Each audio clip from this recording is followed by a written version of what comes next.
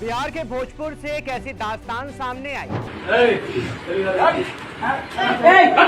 जिसने इस देश के पूरे निजाम को कटघरे में खड़ा कर दिया। एक कहानी जिसमें खाकी है, खौफ है, एक फेसबुक लाइव है और है एक सीने में उतरी सरकारी गोली। नाम भरत भूषण तिवारी। पुलिस और फाइलों की नजर में एक ऐसा शख्स जो जहनी तौर पर बीमार था, यानी मानसिक रूप से विचलित। चलिए सबको दिखने दीजिए।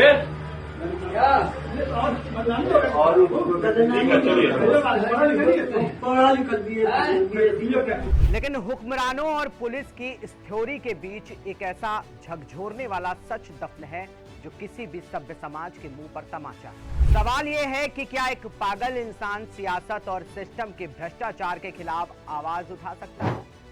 और अगर वो आवाज उठा सकता है तो क्या इस देश का दस्तूर उसे एनकाउंटर की शक्ल में मौत की नींद सुला देना है?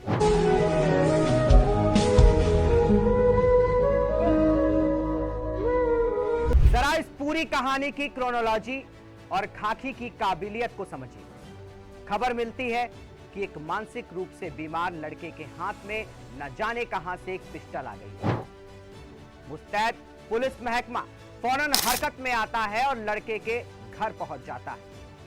अब शुरू होता है सिस्टम का सबसे बड़ा मजाक।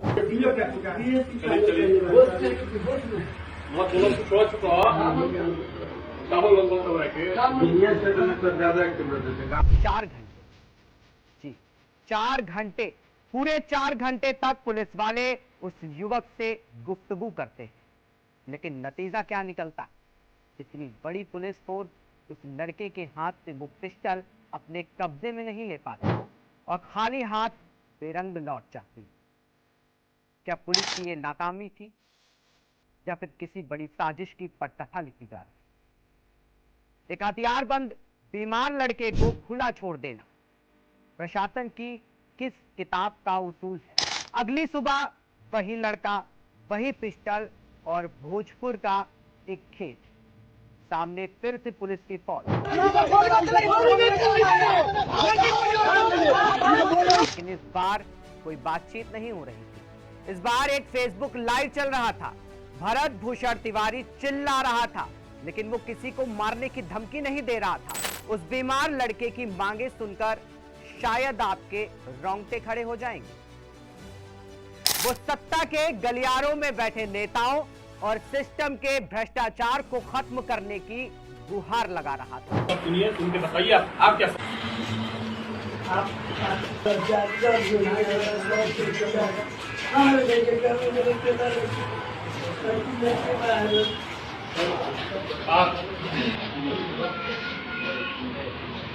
चश्मदीदों और आरोपों की माने तो फेसबुक लाइव के दौरान ही उसने अपनी पिस्टल दूर फेंक दी थी।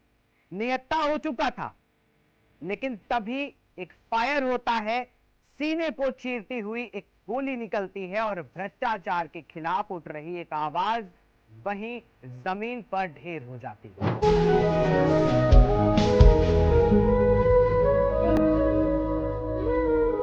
पिस्टल फेंकने के बाद भी गोली, यह एनकाउंटर था या सरेआम किया गया कत्ल?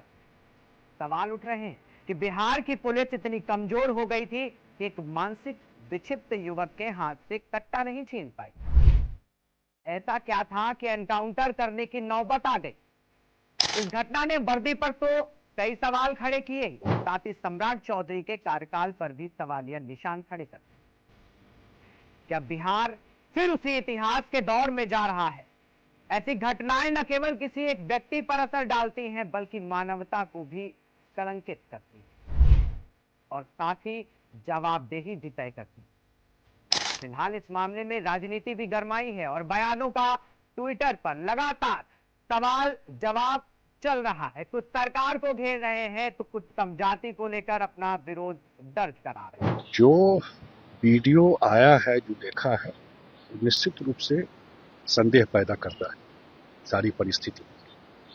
राज्य सरकार ने त्वरित कार्रवाई करके 4 पुलिस वालों को निलंबित किया है, लेकिन वो काफी नहीं।